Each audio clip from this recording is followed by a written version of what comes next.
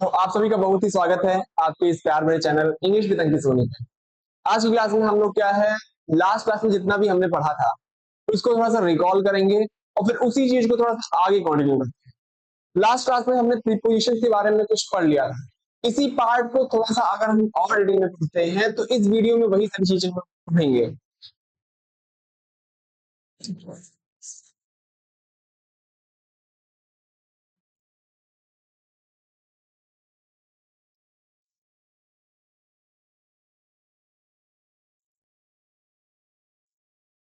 Last class में हम लोग पढ़ रहे थे बाई के बारे में। सबसे पहले हम देखेंगे प्रीपोजिशन। प्रीपोजिशन प्रीपोजिशन में ही हमने पढ़ा था यूज ऑफ बाई, कि बाई का यूज हम कहाँ कहाँ पे करते हैं, कि बाई का यूज हम कहाँ कहाँ पे करते हैं। तीन चार पॉइंट तो हमने इसके बाद पहले पढ़ लिया। अब इस पॉइंट इसमें हम जो पढ़ेंगे वो पढ़ेंगे कि बाई जो होता है ये हमें बताता है के जरिए, मतलब किसी मीडियम की बात करता है, किसी मीडियम की बात करता है ना। बाई जो होता है ये किसी मीडियम की बात करता है। आप इसी को कहेंगे in what way, in what way something is done, in what way something is done. कोई चीज कैसे की जा रही है या फिर उसके करने का तरीका क्या है। नहीं नहीं नहीं सही हो रहा है।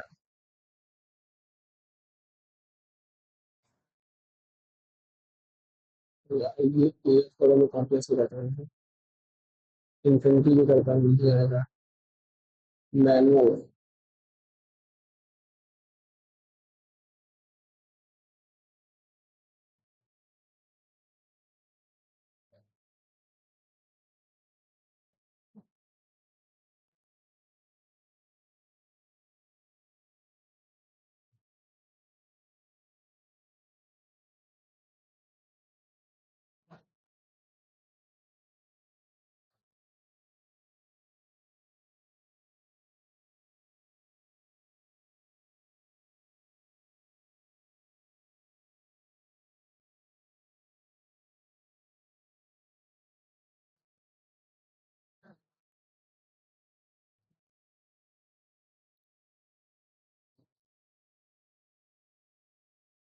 -8 हो गया।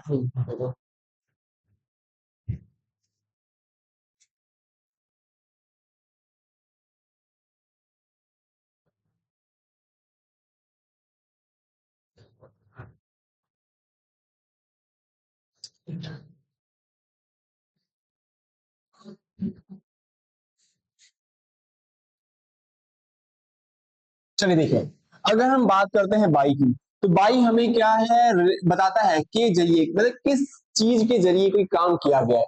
By what way something is done, ये हमें बात ये बताए बाई के हिसाब से। अब अगर इसी पे एग्जांपल हम देखते हैं तो इसके लिए जो एग्जांपल हमें मिलता है वो मिलता है send this information bye email, send this information by email, by email। इसी में अगर दूसरा एग्जांपल देखा जाए,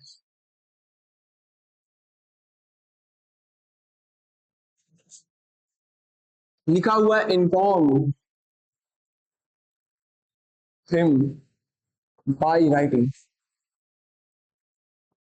ये हमें उस मीडियम की जानकारी देता है। ये हमें यहाँ पे इस मीडियम की जानकारी दे रहा है कि किस मीडियम से वो काम जो है वो होगा। आगे बात करते हैं, अगर इसी में क्या है हम बाई के यूजेस की बात करते हैं, तो बाई का, और ये तो हो गया पांचवा था, ये पांचवा था। अब हम बात करते हैं छठे यूज की।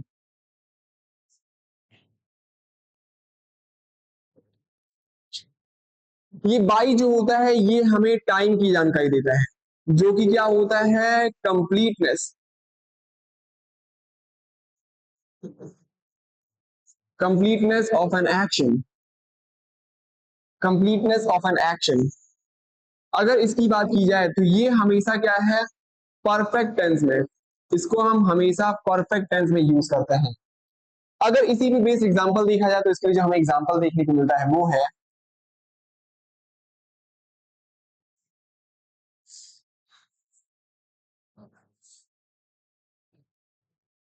लिखा हुआ है सी हैज डन 3 लेटर्स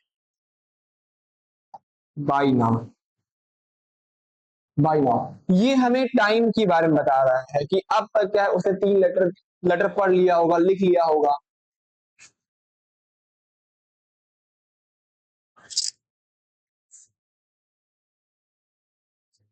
लिखा हुआ है Radha will have bought a new dog by the and by the next week week by the next week. ये तो बात हो गई इसकी, मतलब कि ये हमें टाइम की जानकारी दे रहा है, फिर यही हमें क्या है किसी मीडियम के बारे में बताता है। अगर इसी को थोड़ा सा और आगे लेके चलें,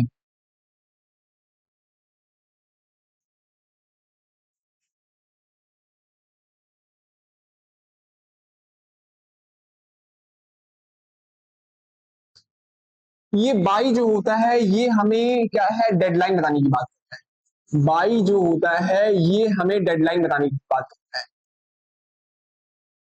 डेडलाइन इसका मतलब कि not after specific time, something that should not be done after specific time. एक फिक्स्ड टाइम दिया गया है, उस फिक्स टाइम तक का क्या है आपको ये काम कर लेना है। अगर ये टाइम निकल जाता है तो उसके बाद वो मतलब कि वहीं तक का टाइम आपको दिया गया है। जैसे देखिए, अगर इसी के लिए हमें एग्जांपल देखें, कौन सा था?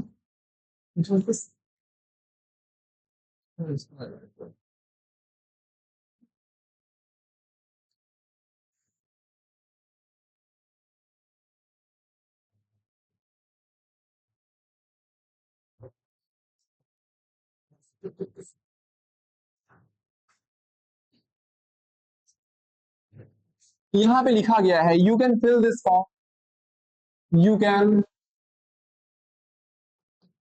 You can fill this form by 26 January. मतलब 26 जनवरी तक का आपको ये फॉर्म फिल कर देना है। इसका मतलब ये डेडलाइन दिया जा रहा है कि इसके अगर इसका टाइम निकल गया, ये 26 जनवरी का टाइम निकल गया, उसके बाद क्या है आप फॉर्म को फिलअप नहीं कर पाएंगे। तो इसी में अगर हम आगे बात चल करते हैं 8th नंबर की, हम बात कर रहे हैं 8th नंबर की। तो बाई के ही यूजेस में हम अगर बात करें,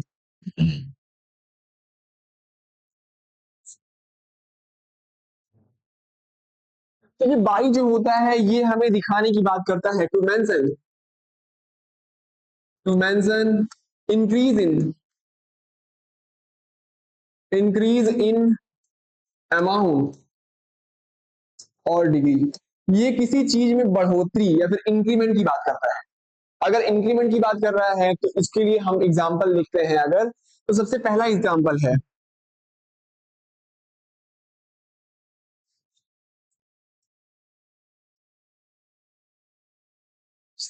यहां पे लिखा गया है the the thief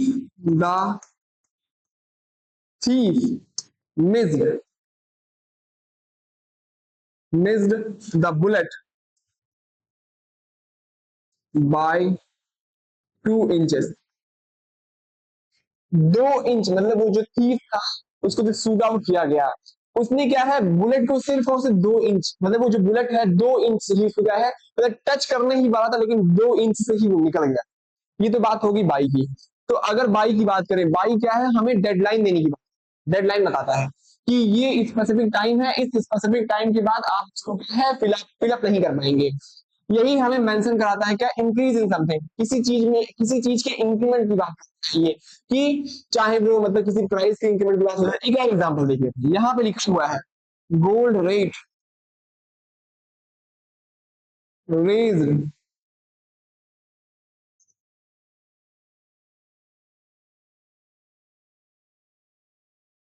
raised bye 2.5%। मतलब कि अगर हम कंपेयर करते हैं गोल्ड रेट की, तो ये अब तक का है 2.5% तक का इंक्रीज हो चुका है। आगे बात करता हूं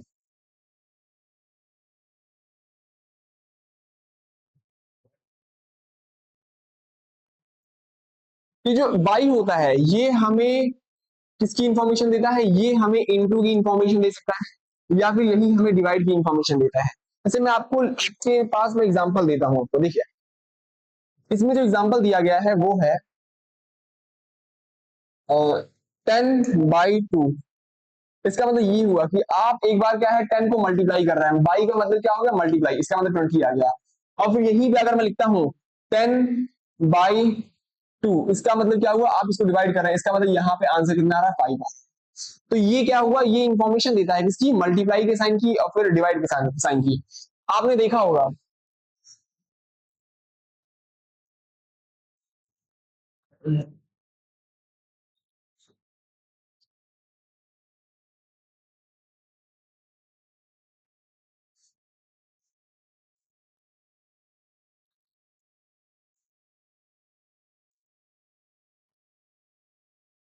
कि देखिए यही हमें बताने का काम करता है ग्रेजुअल एक्टिविटी के बाद। आपने कहा ये ग्रेजुअल एक्टिविटी क्या होता है, तो देखिए ग्रेजुअल एक्टिविटी जैसे इसके लिए जो एग्जांपल दिया गया है वो है, लिखा हुआ है day by day, day by day,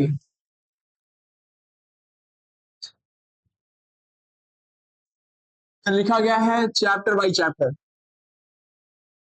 chapter by chapter, एक ऐसी एक्टिविटी जो कि क्या है ग्रेजुअल तरीके से धीरे धीरे क्या है बढ़ती रहे, उसको डिनोट करने के लिए भी हम बाई का ही यूज करते हैं। ऐसे ही अगर आगे देखा जाए, ऐसे ही अगर आगे देखा जाए तो यहाँ पे हम इसको क्या है डिनोट करते हैं, बाई जो होता है ये डिनोट करता है according to,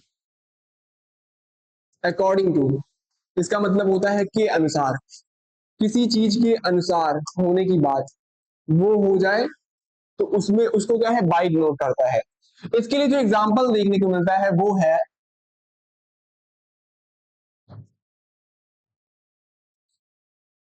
it is not correct by this rule, लिखा हुआ है it is not correct, correct by this rule, it is not correct by this rule. ऐसे ही आगे बात करते हैं।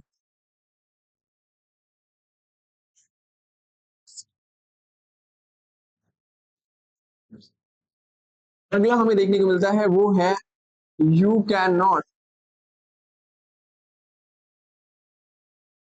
Stay here by rules, by law, you can not stay here by law, मतलब कि लॉ के हिसाब से, रूल्स एंड रेगुलेशन के हिसाब से आप यहाँ पे स्टे नहीं कर सकते हैं। ये तो बात हो गई इसकी।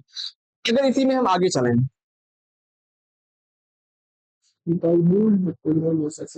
लिखा हुआ है बाय हिम द प्रोग्राम,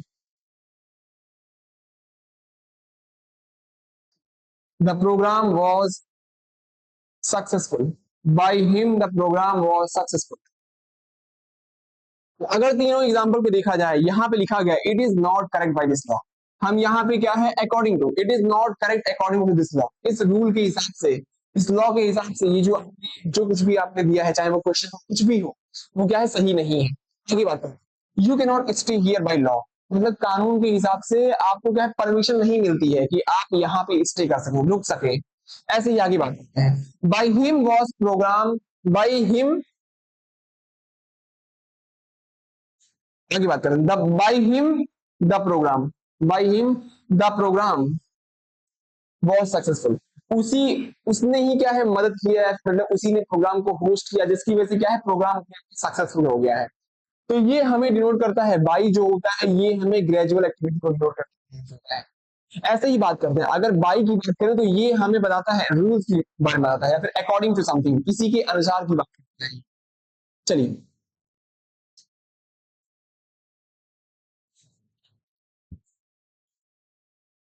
अगले कॉन्सेप्ट में हम लोग पढ़ने वाले हैं instead, instead of,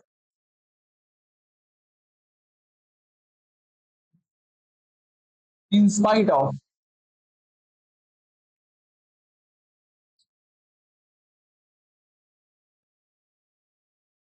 in spite of और फिर लिखा हुआ है इंस्टीड ऑफ।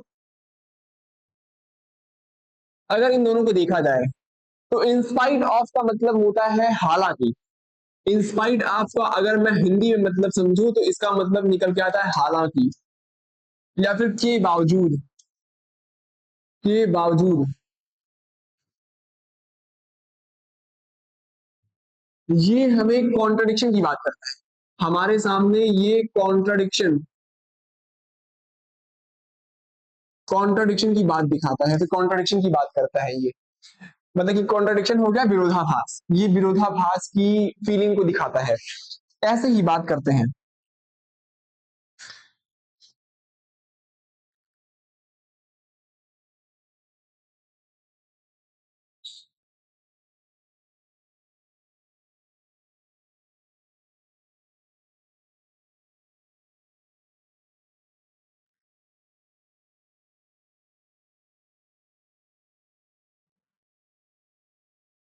चलिए, ऐसे ही अगर हम आगे बात करते हैं तो ये हमें देखने को मिलता है।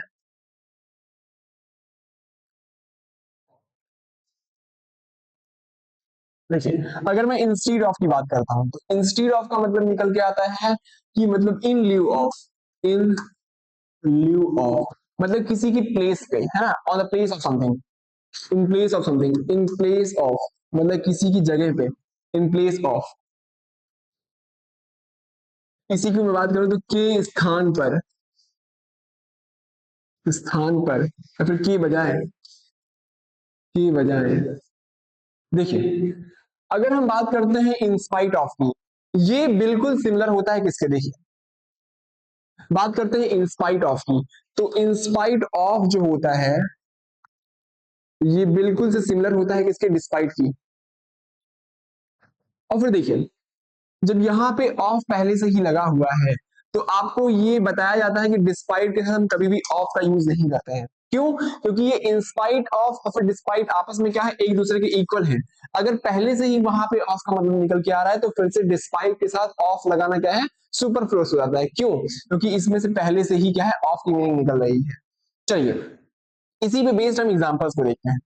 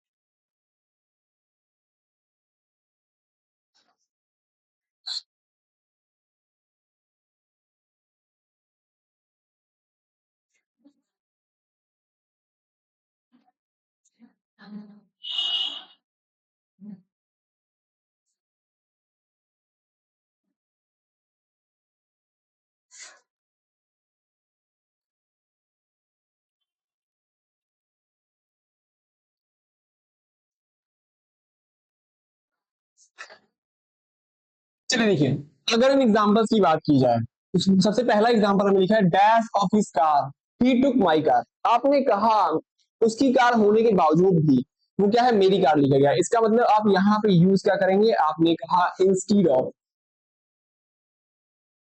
Instead of.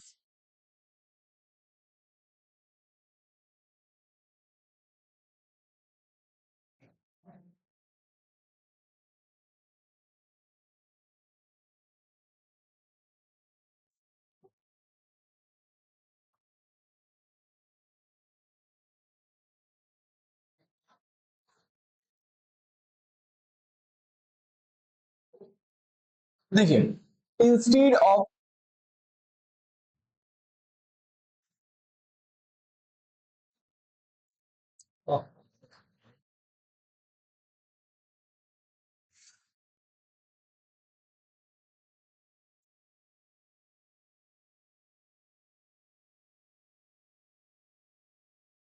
देखिए डै आइए इन एग्जांपल को समझते हैं। Dash of his car, he took my car. आपने कहा अपनी कार के स्थान पे, अपनी कार के स्थान पे उसने क्या है, मेरी कार को लेके गया। इसका मतलब आपने यहाँ पे क्या यूज किया है, instead of, instead of his car he took my car. आगे देखते हैं। I can not allow him dash you. आपने कहा कि मतलब कि मैं आपके स्थान पे उसको अलाउ नहीं कर सकता। इसका मतलब यहाँ पे आप क्या है, स्थान की बात कर रहे हैं। अगर स्थान की बात हो रही तो हमने लगा दिया instead of, instead of you. आगे बात करते हैं। Dash his threat, his brother went to Goa. मतलब उसके भाई ने उसको क्या धमकी दी थी या फिर उसको मना किया था, उस मना करने के बावजूद भी वो क्या है, गोवा चला गया। आपने कहा यहाँ पे आप लगाएंगे in spite of, in spite of his threat, in spite of his threat he went to Goa. चलिए तो हम बात करते हैं एक और कॉन्सेप्ट, आप समझ लीजिए। यहाँ पे एक कॉन्सेप्ट हमारे पास है जो कि है, देखिए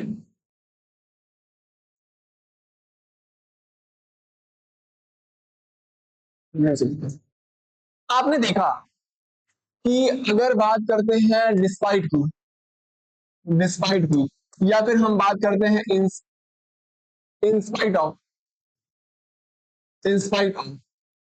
आपने कहा ये दोनों अपने आप में क्या होते हैं, प्रीपोजिशन होते हैं। प्रीपोजिशन होते हैं इसका मतलब ये अपने बात क्या है, केस को लेंगे, पॉजिटिव केस को लेंगे। तो ये पॉजिटिव केस होता कौन कौन सा है, नाउन है या फिर यही होता है प्रोनाउन। नाउन होता है तो प्रोनाउन होता है। अगर बात करते हैं कभी कभी डिस्पाइट या फिर इंस्पाइट, मतलब कभी कभी क्या होता है सेंटेंस में ऑब्जेक्टिव केस ना देखने को मिलता है, बल्कि इसकी जगह पे एक सेंटेंस देखने को मिलता है, फिर एक और सेंटेंस देखने को मिलता है। तो यहाँ पे हम क्या करते हैं, इन दोनों सेंटेंस को जोड़ने के लिए, इन दोनों सेंटेंस को जोड़ने के लिए क्या है, हम एक कंजंक्शन का यूज करते हैं जो कि क्या है, ऑल्दो है। हम यहाँ पे कंजंक्शन का यूज करते हैं जो कि है ऑल्दो या फिर दो। ये कायदे से क्या होते हैं, ये होते हैं कंजंक्शन। कोई दिक्कत परेशानी, आपने कहा नहीं। चलिए आइए देखते हैं।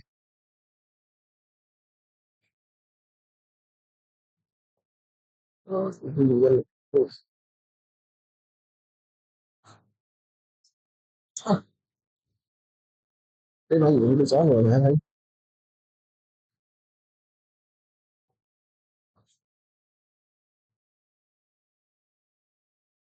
ये कॉन्सेप्ट है।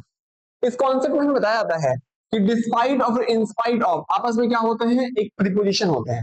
आपको तो पता है कि प्रीपोजिशन अपने बाद क्या लेता है, आपको पता है कि प्रीपोजिशन अपने बाद लेता है ऑब्जेक्टिव केस। तो फिर ये ऑब्जेक्टिव केस होगा कैसे, ये ऑब्जेक्टिव केस होगा कैसे, ये होगा नाउन या फिर प्रोनाउन। लेकिन कभी कभी क्या होता है कि हमें ऑब्जेक्टिव केस की जगह पे कोई सेंटेंस दिया रहता है और फिर इसी सेंटेंस के साथ एक, तो इन दोनों सेंटेंस को जोड़ने के लिए हम क्या करते हैं, एक कंजंक्शन का यूज करते हैं जो कि अपना क्या है, ऑल्दो है, दो है। ठीक है ना। तो इस सेंटेंस में, इन दोनों सेंटेंस में थोड़ी सी गूगली है। देखिए क्या है, dash he was negligent, his father was proud of. आपने कहा वो नेग्लिजेंट तो था, लेकिन उसके बावजूद भी उसके पापा क्या है, उसके ऊपर प्राउड फील करते थे। तो आपको यहाँ पे देखने को मिलता है क्या, एक सेंटेंस देखने को मिलता है। अगर सेंटेंस देखने को मिल रहा है तो आप तुरंत का तुरंत क्या लगा दीजिए, ऑल दो। although although he was negligent, his father was proud of him। देखते हैं डैश ही इज नेग्लिजेंट, आपने कहा यहाँ पे नेग्लिजेंस आया है, इसका मतलब ही इज नेग्लिजेंट अपने आप में क्या है, क्या कोई सेंटेंस है? आपने कहा क्या ये सेंटेंस है? आपने कहा नहीं, ये अपने आप में क्या एक फ्रेज है। अगर फ्रेज आ रहा है तो आप यहाँ पे इंस्टीड ऑफ लगा लीजिए या फिर डिस्पाइट लगा लीजिए, डिस्पाइट लगा लीजिए, ऐसे ही आगे बात करते हैं। He came here dash he was ill, कहता है वो यहाँ पे आया, ये एक सेंटेंस है और फिर यही एक और सेंटेंस है। तो इन दोनों को जोड़ने के लिए क्या यूज करेंगे, ऑल दो। इन दोनों को यूज कर जोड़ने के लिए आपने यूज किया है although. He came here although he was ill. चलिए अब आगे बात करते हैं।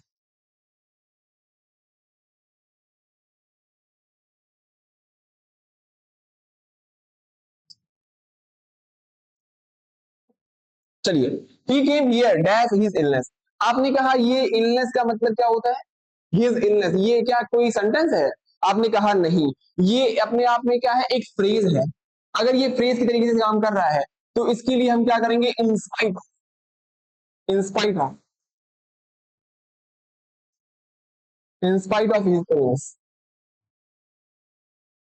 कोई दिक्कत परेशानी इतने में? आपने कहा नहीं। चलिए आगे देखते हैं।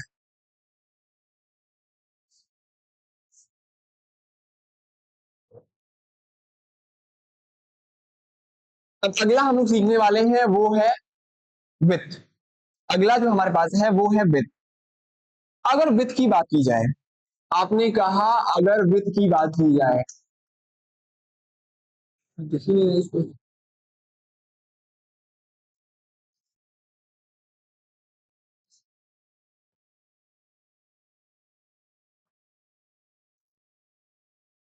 हम बात करते हैं विथ की। आपने कहा विथ, तो विथ भी अपने आप में एक प्रीपोजिशन होता है, लेकिन इनका यूज हम कहाँ पे करते हैं, या फिर कौन कौन सी चीजें हैं जिसको ये डिनोट करते हैं। तो देखिए,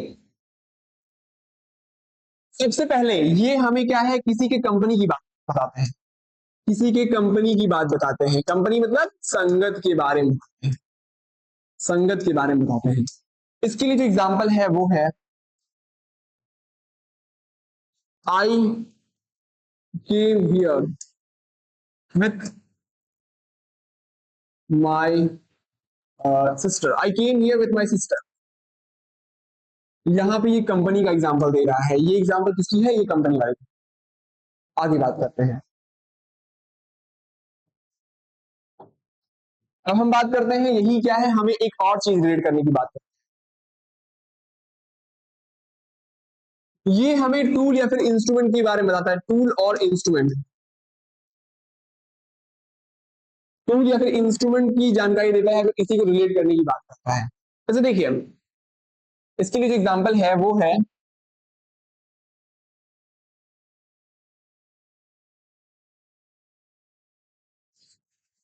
आपने कहा ओपन दिस बॉक्स,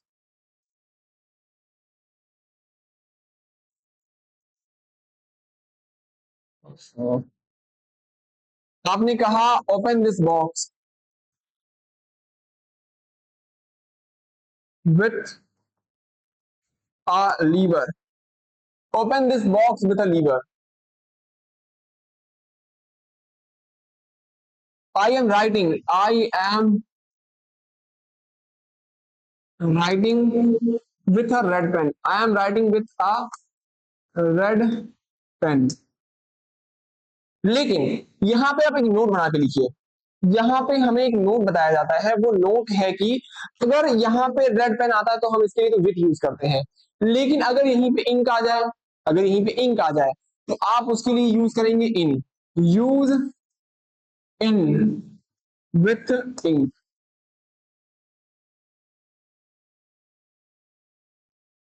देखिए इसके लिए जो एग्जांपल है वो है I am writing in black ink, I am writing in black ink. यहाँ पे इंक आया है, इंक आने की वजह से हमने यहाँ पे इट लगा दिया है, तो ये तो बात हो गई इसकी।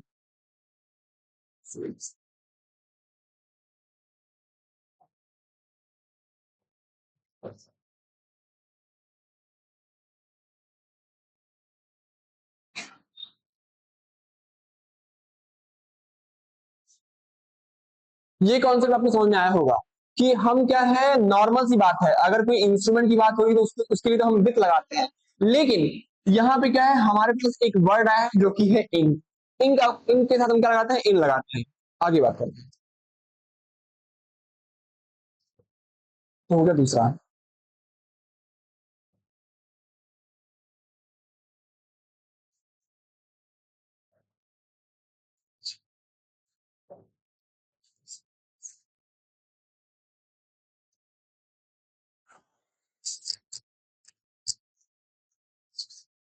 फिर देखिए यही विथ जो होता है ये हमें क्या है, बताता है किसके बारे में, इंक्लूडिंग, इंक्लूडिंग की जानकारी देता है, इंक्लूडिंग की जानकारी, इंक्लूडिंग का मतलब क्या होता है, शामिल करना,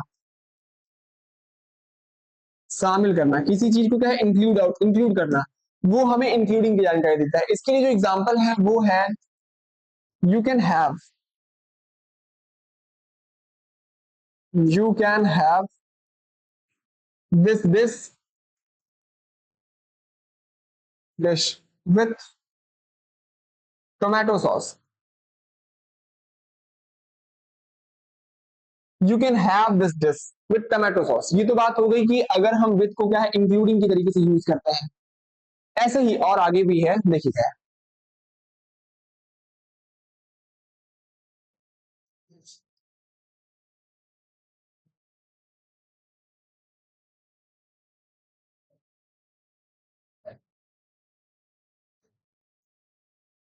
ये विथ ही क्या है, हमें जानकारी देता है किसकी, along with, ये विथ ही हमें जानकारी देता है किसके बारे में, along with के बारे में, along with। या फिर आप इसी को लिख सकते हैं together with, together with, along with और फिर विथ में थोड़ा सा ही डिफरेंस है। अगर along with की बात की जाए तो ये जो along with वाला होता है ये क्या होता है, कंपनी एकदम साथ साथ में दी जाती है, जो होने वाला इंसान जो रहता है साथ में इंसान, वो दोनों आपस में क्या है, साथ साथ में है। लेकिन अगर सिर्फ और सिर्फ विथ की बात की जाए तो विथ क्या बताता है, देखिए विथ जो है ये बताता है कि एक इंसान यहाँ पे है और एक इंसान यहाँ पे है, लेकिन इसमें क्या हुआ था कि दोनों इंसान साथ साथ हैं, लेकिन यहाँ पे थोड़ा सा इनके बीच में डिस्टेंस होता है, या फिर मान लीजिए आप क्या है, आप कहीं पे पार्टी में गए, तो वहां पे आप भी गए, आपकी बहन भी गई, तो वहां पे हम कहते हैं I came here with my sister. इसका मतलब मैं यहाँ, मान लीजिए आपसे कोई पूछता है कि आप किसके साथ आए हैं, तो आप कहेंगे I came here with my sister. इसका मतलब आप अपने सिस्टर के साथ भी आए हैं। मान लीजिए सिस्टर आपके पास अभी ना हो, कहीं पे इधर उधर घूम रही हो, लेकिन अगर इसकी बात करते हैं, इसका मतलब ये क्या हुआ कि सिस्टर आपके साथ है, I came along with my sister। इसका मतलब आपकी सिस्टर बगल में ही है, इसी के साथ आए हैं। तो ये तो बात हो गई along with और फिर with के बीच में डिफरेंस की। इसके लिए जो एग्जांपल देखने को मिलता है वो है I was walking along with, along with Riya, I was walking along with Riya. चलिए ये तो हो गया फिफ्थ नंबर, अब हम बात करते हैं सिक्स।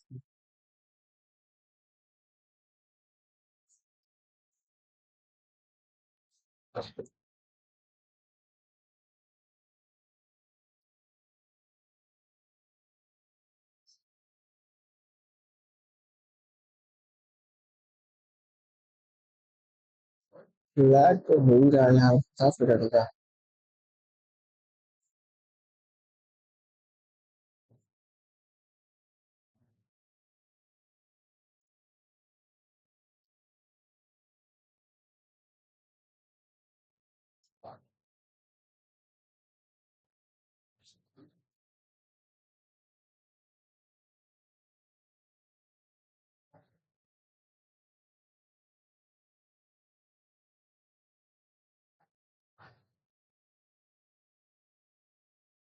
चलिए देखिए,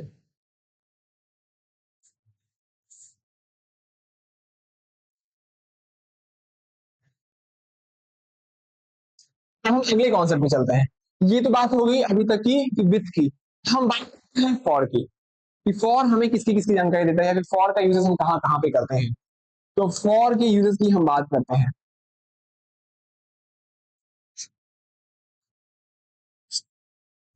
तो फॉर जो होता है ये हमें ड्यूरेशन के बारे में बताता है। फॉर जो होता है ये हमें ड्यूरेशन के बारे में बताता है, मतलब कि तक, कहां तक का कोई काम होगा उसके लिए हम फॉर का यूज करते हैं। तो देखिए,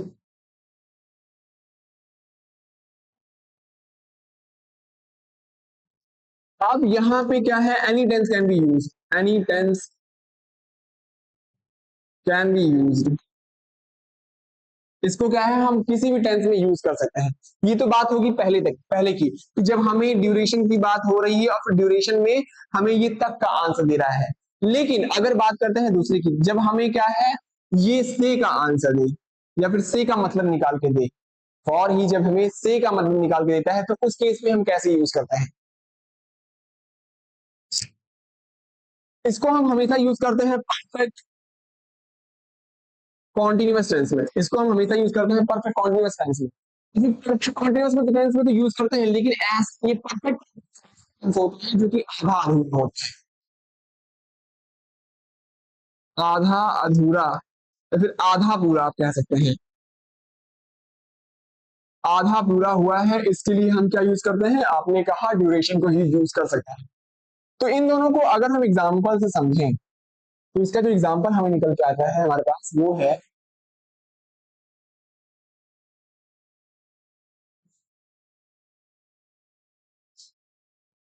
देखिए,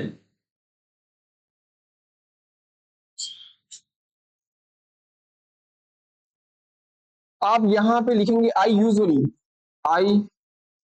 यूजुअली जॉग फॉर 30 मिनट्स। यहां पे आप ड्यूरेशन की बात कर रहे हैं। ऐसे ही एक और एग्जांपल है,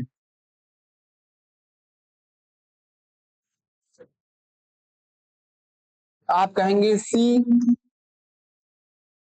स्टेड हियर फॉर 10 मिनट्स। वो यहां पे 10 मिनट के लिए रुकी। अब बात करते हैं सेकंड वाले केस की।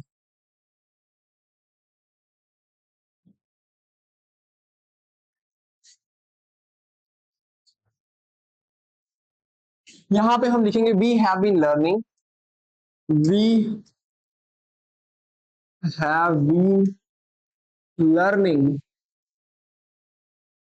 Prepositions, preposition for 3 days. यहाँ पे इसका मतलब निकल के आ रहा है कि हम लोग प्रीपोजिशन पढ़ तो रहे हैं, लेकिन क्या है, 3 दिनों से हम इसको पढ़ रहे हैं, और ये अभी काम क्या है, पूरा भी नहीं हुआ, आधा अधूरा। इसका मतलब प्रीपोजिशन अभी आगे भी चलेगा। चलिए आगे देखते हैं।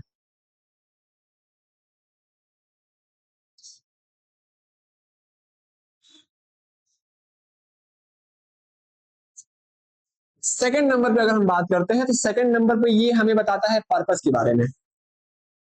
पर्पस मतलब कि उद्देश्य के बारे में बताता है। उद्देश्य के बारे में बताने का मतलब, इसमें आपको एग्जांपल देता हूं। यहाँ पे एग्जांपल लिखा गया है, he came here, he came here for this bag. इस बैग के लिए वो यहाँ पे आया है। इसका मतलब ये आपको पर्पस बताने की बात। आगे बात करते हैं।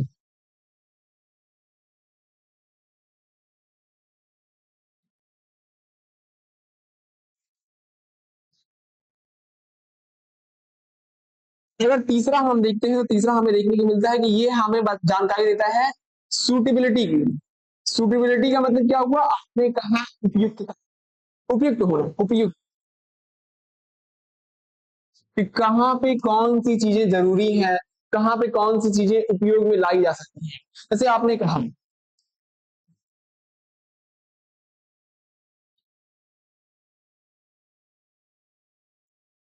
यहां पे आपने लिखा these shoes are suitable for, these shoes are suitable for, suitable for running, for running, these shoes are suitable for running, ये तो हो गया पहला।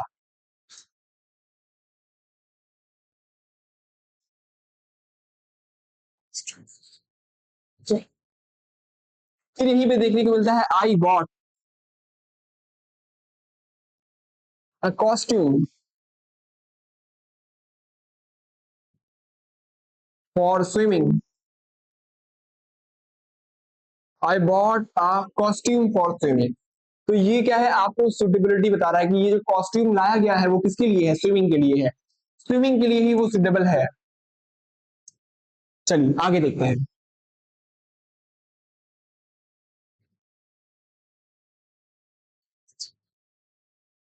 यही हमें बताता है किसके बारे में, एक्सचेंज के बारे में।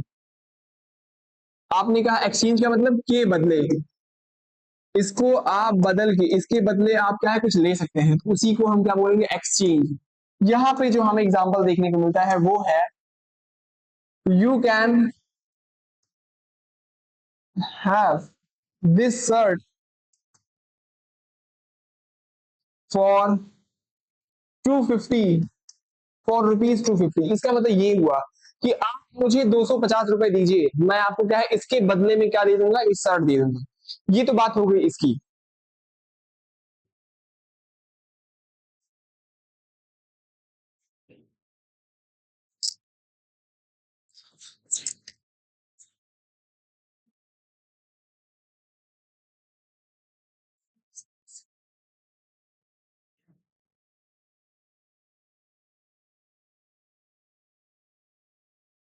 बात करते हैं पांचवें की। यही हमें बताता है, फिर जानकारी देता है किसके बारे में, इंस्टीड ऑफ, ये हमें बताता है इंस्टीड ऑफ, या फिर मतलब होता है in place of, in place of किसी के स्थान की बात करता है, किसी के स्थान पे आना या फिर जाना। तो देखिए इसके लिए जो एग्जांपल है वो है, राहुल केम हियर फॉर हिज बॉस। इसका मतलब वो जो राहुल है वो यहाँ पे आया है, लेकिन किस लिए आया है, अपने बॉस की जगह को यहाँ।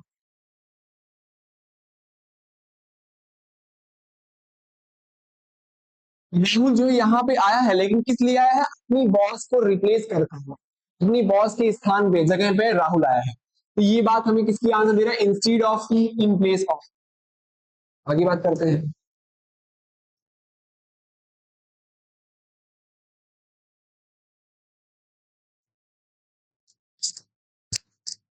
यही हमें क्या है, रीजन बताने का काम करता है, रीजन बताने का काम करता है। अगर रीजन बताने की बात करते हैं तो यही मतलब निकालता है बिकॉज ऑफ, यही मतलब निकालता है बिकॉज ऑफ का, जिसको हम लोग बोलेंगे के कारण, क्या कारण था इसका, रीजन बताने का, वो हम क्या है फॉर से बताते हैं। इसका जो एग्जाम्पल है वो है,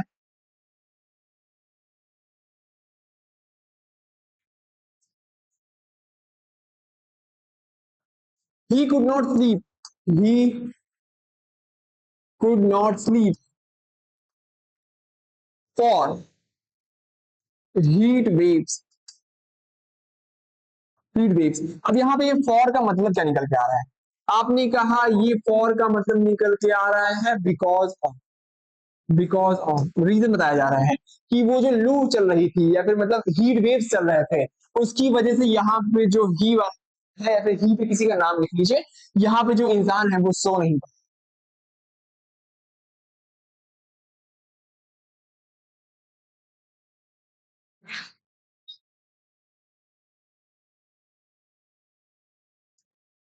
चलिए यही हमें जानकारी देता है किसकी, डेस्टिनेशन की जानकारी देता है। डेस्टिनेशन, आपने कहा डेस्टिनेशन का मतलब क्या हुआ, इसका मतलब जर्नी कहां से, जर्नी का क्या है, जर्नी का, जर्नी किस लिए शुरू हुई, किस लिए शुरू हुआ, उसके लिए हम क्या यूज करते हैं, डेस्टिन, मतलब कि फॉर का ही यूज करते हैं। जैसे देखिए, my father,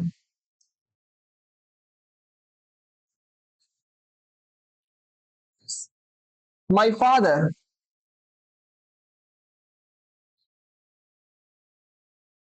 my father usually goes for office at 7 AM। आपको यहां से क्या समझ में आ रहा है, ये आपको बता रहा है डेस्टिनेशन के बारे में, कि आपके पिताजी जो है वो किसके लिए आते हैं, ऑफिस के लिए आते हैं। तो यहाँ पे डेस्टिनेशन, जर्नी किसके लिए शुरू की गई है, उसकी जानकारी भी हमें क्या देता है, ये फॉर ही देता है। ठीक है ना।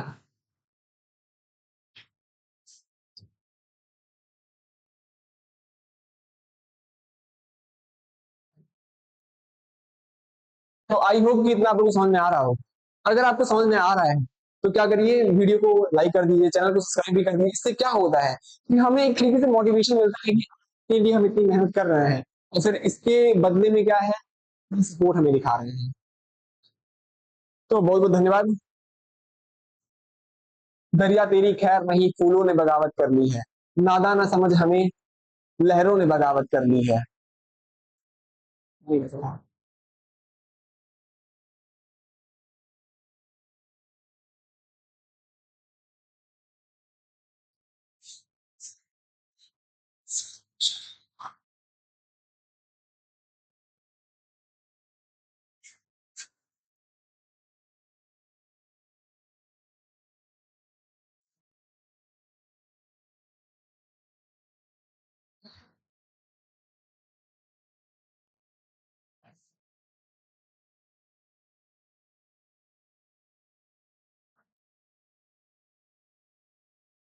चलिए देखिए, कि मायूस मत होना, जिंदगी में कभी भी तेरा नाम बन सकता है।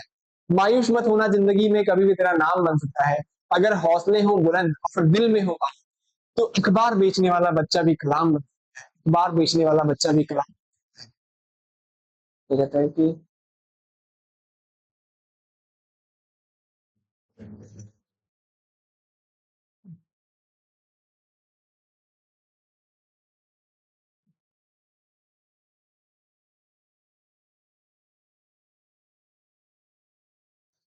चंद गज की शहरियत किस काम की, चंद गज की शहरियत किस काम की, उड़ना आता है तो छत किस काम की। अगर तुम्हें चेहरे बदलने का ही है शौक, अगर तुम्हें चेहरे बदलने का ही है शौक, तुम्हारी हसीियत किस, चंद गज की शहरियत किस काम की, चंद गज की शहरियत किस काम की, उड़ना आता है तो छत किस काम की। अगर तुम्हें चेहरे बदलने का ही है शौक, तो तुम्हारी असलियत किस काम की। बहुत बहुत धन्यवाद।